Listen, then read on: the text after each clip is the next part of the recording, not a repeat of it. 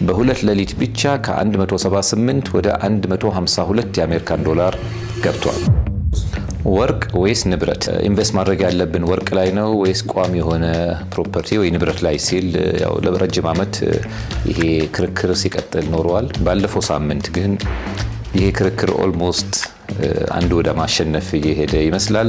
እሱ ምንድነው? ባለፈው ሳምንት ባልተጠበቀ ሁኔታ 1 ግራም ወርቅ 178 የአሜሪካ ዶላር በነበረበት በሁለት ሌሊት ብቻ ከ178 ወደ 152 የአሜሪካን ዶላር ገብቷል። ይህም ማለት ምንድነው? 1 ኪሎ ወርቅ የነበረው ሰው በአንድ ቀን ሌሊት 5 ሚሊዮን ብር ወይ ከዛ በላይ ከስሮ አድሯል። ስለዚህ ብዙ ጊዜ ስንል የነበረው ንብረት ይህን ያህል ለውጥ መቼም አያመጣም።